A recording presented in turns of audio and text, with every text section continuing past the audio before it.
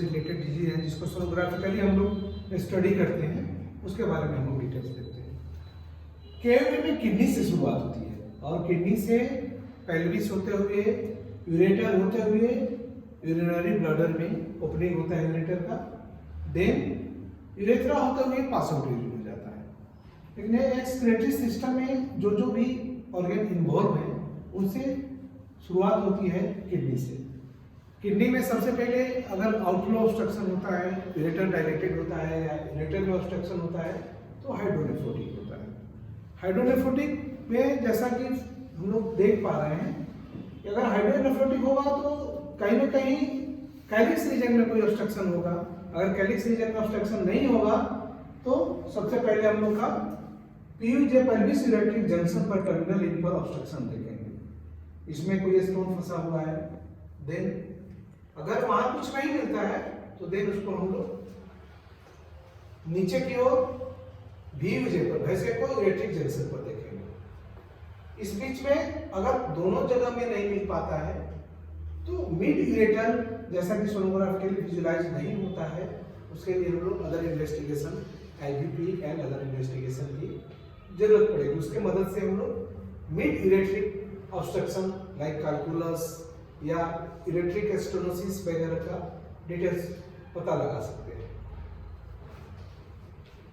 Urinary bladder में generally over distended of EVM मतलब पेशाब ज्यादा लगा होना चाहिए, कम से कम 300 ml से ज्यादा पेशाब लगा है तभी उसका वाल मार्जिन नजर आएगा। इसमें हमको सबसे पहले क्या देखना होता है कि ओवर डिस्टेंडेड भरा हुआ यूरिनरी ब्लडर है, तो उसके बाद उसका वाल जो अपीयर है वो किस तरह का है, मतलब थिकेट है, नॉर्मल है। जनरल जो वाल थिकनेस का डायमेंशन है वो 4 mm तक है, अगर 5 mm तक आता है, 6 mm 7 mm जाता है तो इसको हम लोग थिकेट समझते हैं।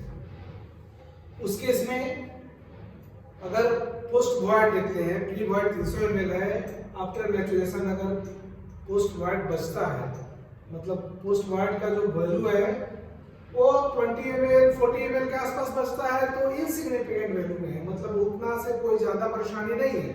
अगर वही 60 ml 70 ml 80 ml से एबव आता है then post void is the significant amount, मतलब वाल थिकनेस के चलते, सिस्टाइटिस के चलते या अलग UTI यूरिनरी ट्रैक्ट इन्फ्लेमेशन के चलते वो पोस्ट वॉइड आता है। इस स्टेज में बोथ किडनीज नॉर्मल अपीयर आएगा, मतलब उसमें हाइड्रोनेफ्रोटिक चेंजिंग नहीं आएगा, सिर्फ यूरिनरी ब्लडर में वाल थिकनेस में चेंजिंग आएगा और पोस्ट वॉइड हमको मिलेगा। इसके बाद दूसरा टॉपमोस्ट जो सिचुएशन है वो यूरेट्रोसिल का है। यूरेट्रोसिल में जहां ओपनिंग पॉइंट होता है यूरेटर का, right ureter and left ureter का, वहां एक झिल्ली लाइक स्ट्रक्चर बन जाता है और ये किडनी से जो यूरिन पास आउट होता है उसको ऑब्स्ट्रक्ट करता है। तो उस अवस्था में जनरली हाइड्रोनेफ्रोटिक माइल्ड या मॉडरेट हाइड्रोनेफ्रोटिक कॉमन नॉर्मल स्टेज में एसिम्प्टोमेटिक रहता है, लेकिन ऑब्स्ट्रक्शन के ज्यादा बढ़ने के चलते, हाइड्रोनेफ्रोटिक होने के चलते उससे किडनी इन्फेक्शन का चांसेस बढ़ सकता है। नेक्स्ट इसमें हम लोग प्रोस्टेट है। प्रोस्टेट का सिचुएशन में जनरल जो साइज है प्रोस्टेट का वो अकॉर्डिंग टू एज वेरी करता है, मतलब अप टू 20 ग्राम तक हम लोग नॉर्मल लेते हैं। किसी किसी को 20 ग्राम होते होते भी दिक्कत आ रही है, रिटेंशन ऑफ यूरिन आने लगता है, पेशाब में प्रॉब्लम आना शुरू हो जाता है। तो उस अवस्था में हम लोग प्रोस्टाइटिस अगर एज फैक्टर नहीं है, 40 साल से नीचे का एज है, तो उस अवस्था में ड्यू टू इन्फ्लेमेशन हम लोग साइज थोड़ा सा बढ़े। उसके साथ साथ एसोसिएटेड प्रोस्टाइटिस के साथ साथ सिस्टाइटिस का सिचुएशन होता है एंड UTI का हो सकता है। लेकिन आफ्टर 40-50 के बाद प्रोस्टेट का साइज अगर मोर देन 20 आता है तो इसको हम लोग BPH के श्रेणी में लाते हैं। BPH के हिसाब से इसका ग्रेडिंग करते हैं। अगर वो साइज 30 तक है तो माइल्ड ग्रेड 1, 30 से लेकर के 50 तक के आसपास आ रहा है तो ग्रेड 2, मॉडरेट एंड 50 के बाद आता है तो ग्रेड 3 के रूप में होते हैं।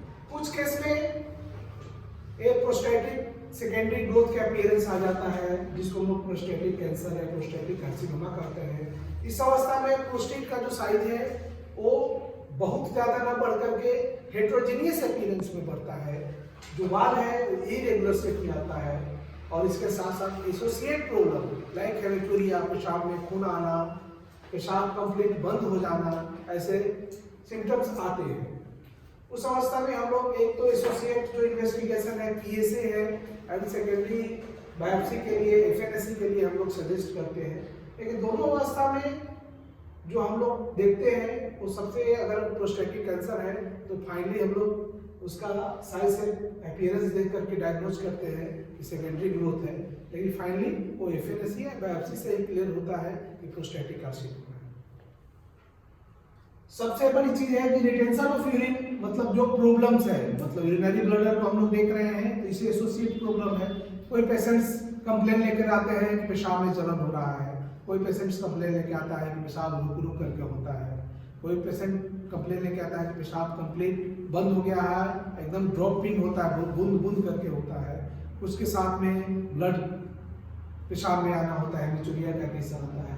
तो जो भी रिलेटेड रिटेंशन आए, सिम्टम में बर्निंग सेंसेशन वाला सिचुएशन आए, तो हमारा फोकस पॉइंट है कि ओवर डिस्टेंडेड यूरियल में देखेंगे, वॉल थिकनेस देखेंगे, ऑब्स्ट्रक्टिव यूरोपैथी का केस देखेंगे, प्रोस्टेट का देखेंगे, यूरेथ्रल ऑब्स्ट्रक्शन भी हो सकता है, ऑब्स्ट्रक्टिव यूरोपैथी भी हो सकता है, बीपीएच भी हो सकता है, सिस्टाइटिस भी हो सकता है, यूटीआई भी हो सकता है।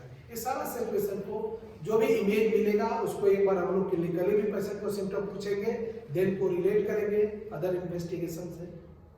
ये सब सारे चीजें हैं। तो मेनली जो हम लोग डिस्कस कर रहे हैं यूरिनरी ब्लडर ग्रोथ, ये प्रॉब्लम है, लेकिन कुछ कुछ केस में यूरिनरी ब्लडर का प्रॉब्लम किडनी से भी जनरेट होता है, मतलब खास करके यूरेट्रियल के केस में या आउटफ्लो ऑब्स्ट्रक्शन होता है, उसके चलते भी किडनी यूरिनरी ब्लडर में दिक्कत आ जाती है।